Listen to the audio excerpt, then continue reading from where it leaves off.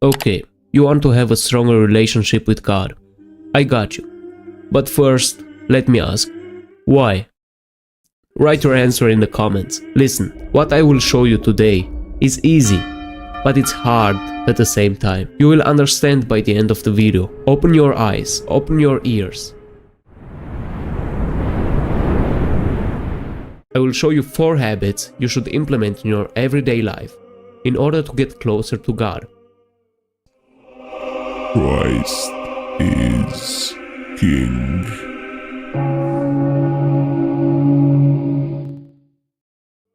One, go to church. Now, this might sound cliché. It's something you probably do already.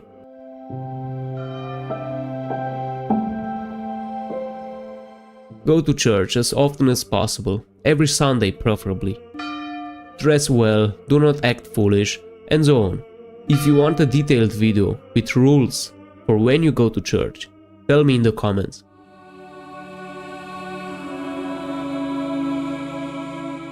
But now listen, it's more important how you go to the church than how often you do it. Do you understand me? Do you actually go to church the right way? Are you, with all your spirit, with your mind, with your heart and soul and entity, in the church?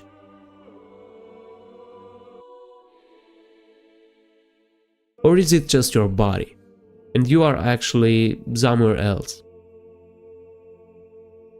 Let me tell you a story.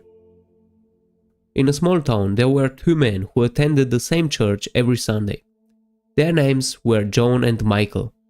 On the surface, both appeared to be devout and faithful members of the congregation, but their experiences during the services were vastly different. John went to church every week out of habit. He sat in the same pew, sang the hymns, and even mouthed the prayers, but his mind was often elsewhere. He thought about his work, his plans for the day, and sometimes even daydreamed about his next vacation. Though he was physically present, his heart and mind were far away. Michael, on the other hand, approached each service with reverence and a deep desire to connect with God. He cleared his mind of distractions before entering the church, took his seat, and focused entirely on the worship. He sang the hymns with his whole heart, listened intently to the sermon, and prayed with sincerity, seeking to understand God's will for his life. One Sunday, the pastor noticed a difference between the 2 men. He decided to share a story during his sermon to illustrate a point. Imagine, the pastor began, a farmer who goes out to sow seeds in his field. He has 2 fields. In the first field, he scatters and seeds carelessly, without paying much attention. He doesn't water them properly, nor does he pull out the weeds. In the second field, the farmer plants each seed with care, waters them regularly, and diligently removes the weeds. Which field do you think will yield a bountiful harvest? The congregation murmured their agreement that the second field would be more fruitful. Indeed, the pastor continued, our minds and hearts are like those fields. If we come to church distracted, thinking about worldly matters, our spiritual growth will be stunted.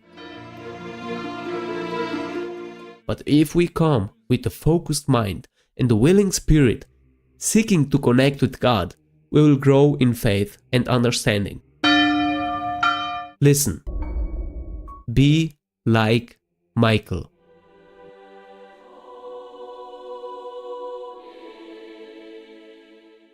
Two, fasting. So probably this step is even harder, and I could imagine that most of you never fast. Also, there are different Christian religions, and some of them are stricter than others. For example, I am Greek Orthodox, and we should fast every Wednesday and Friday, plus longer fasts for a few weeks, 4 times a year, before Christmas and Easter, for example. We fast by only eating like vegans, but also trying to quit addictions like alcohol or smoking, sex, etc. I have to admit, I give my best, but I also fail sometimes when fasting. Anyways, Catholics, as far as I know, are less strict with fasting. But no matter what religion you are, you should fast.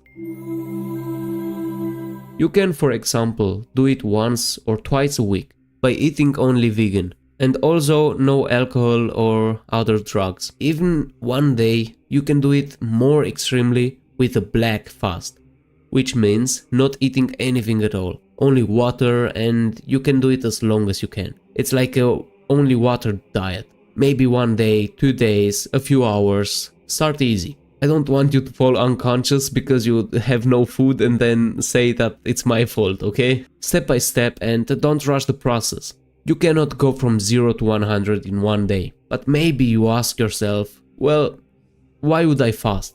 Why does God care about what I put in my mouth? Imagine a pot filled with water placed on a fire, with pieces of meat inside. As the water heats up and begins to boil, the impurities and the scum rise to the surface. The process is not quick, nor is it pleasant to watch. The water bubbles furiously, and the once clear liquid becomes murky and frothy. As the boiling continues, the impurities are skimmed off, leaving the meat tender and the broth clear and pure.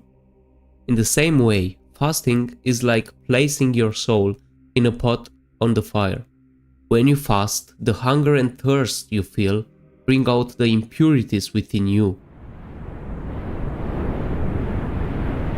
You might become irritable and impatient. These feelings are the scum rising to the surface, the hidden faults within you being exposed.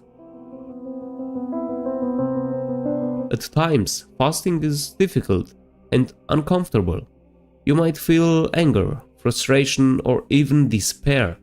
But just as the boiling water purifies the meat, fasting purifies your soul. By enduring the discomfort and facing the impurities that surface, you allow them to be skimmed away. With each moment of patience and perseverance, you cleanse yourself of negativity and sin. At the end of your fast, like the pot of boiling meat, you emerge purer and closer to your true self. Your spirit is clean, your mind is clearer, and your connection to God is stronger. Eating is not just about obtaining from food. It is about purifying your soul and growing spiritually.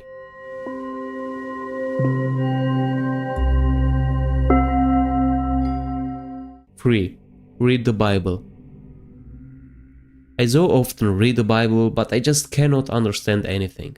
And why? Because my mind is somewhere else. I cannot focus. I think that is the devil distracting me. You might feel the same sometimes.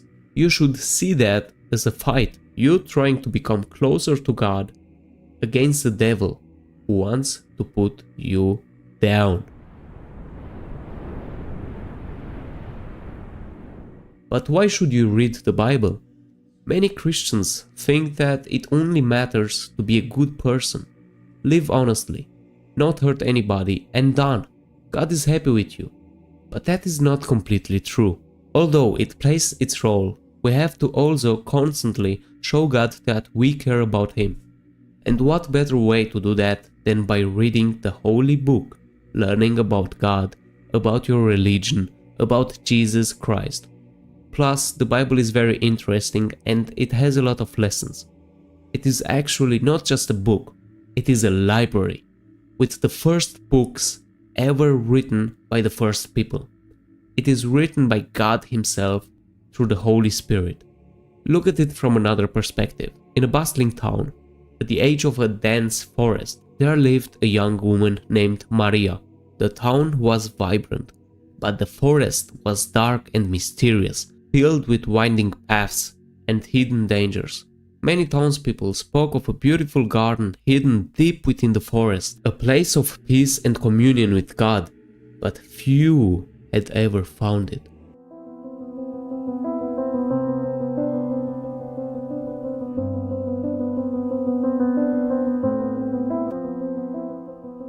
One day Maria decided she wanted to find this garden. She heard that the key to navigating the forest was an ancient map that had been passed down through generations. This map, however, was no ordinary map. It was a book known as the Book of Light. It contained not just directions, but wisdom and guidance for those who searched the garden. Maria approached the town's elder, who kept the Book of Light, and asked for permission to use it. The elder, seeing Maria's sincerity, handed her the book with a smile. This book, the elder said, it's like a lamp onto your feet and a light onto your path. Read it carefully and it will guide you. Maria set off towards the forest. As she entered the dense woods, she opened the book and began to read. The words illuminated her path, showing her which way to go. Warning her of dangers and providing wisdom for overcoming obstacles. The forest was still dark and filled with challenges, but with the guidance of the book, Maria felt confident and protected.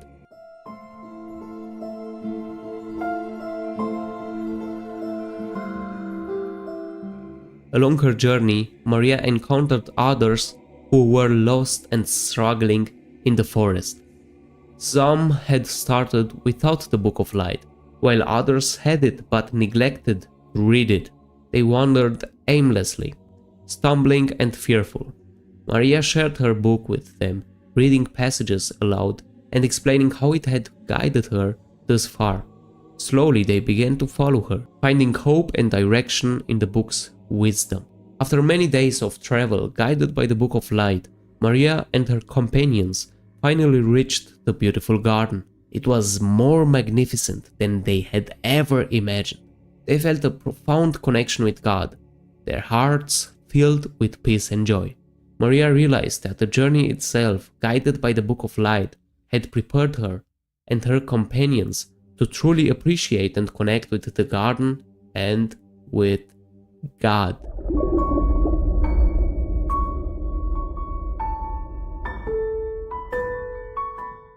Four. Pray.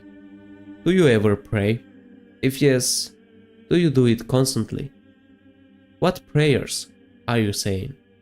Did you learn them? A lot of questions, very important questions. I want you to reflect on them. I will make a detailed video about how to pray correctly. If you want, write in the comments. But for now, let's cover the basics in this video. Look, you don't have to pray for hours every day, nor do you have to do it in public places or anything like that.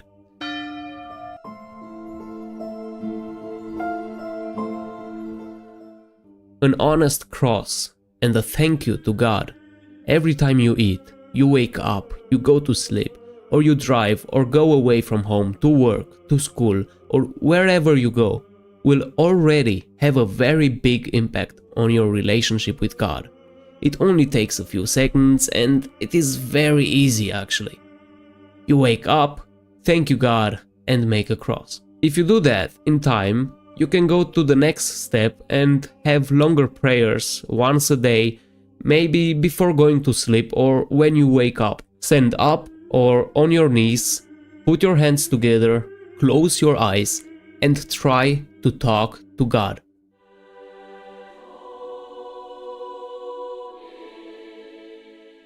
Thank Him for everything and ask Him for guidance, for faith, for strength, for wisdom, for light, for courage, for love, for health. Do not ask Him just for material things or for any specific person to fall in love with you, because you don't know anything. Like, come on, you don't really know what you want. You don't really know what is good for you. Only God knows. So instead of asking Him for specific things, earthly things, better ask Him for those attributes that will build you into the person that will find the love, that will make a lot of money, and will live in a healthy way.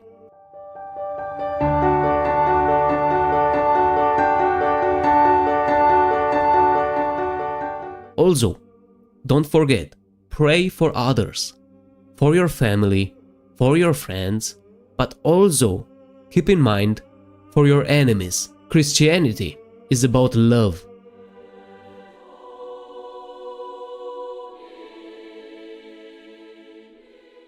And now, imagine this. There were two young trees growing side by side. One was a oak named Walkley, and the other a pine named Piney.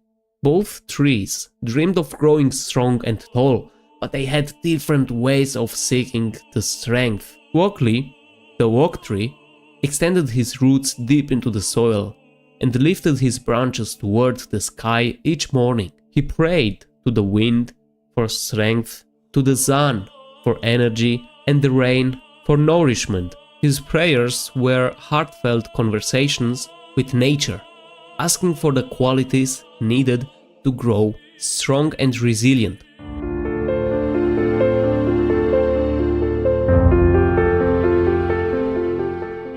Piney, the pine tree on the other side, focused only on gathering water and nutrients from the soil. He believed hard work alone would make him strong and never reached out for help from the wind, sun, or rain.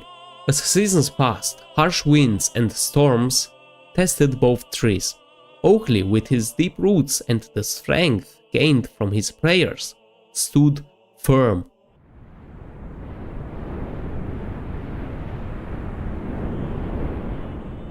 Piney struggled. Without additional support, his roots were shallow and he weakened during storms and droughts.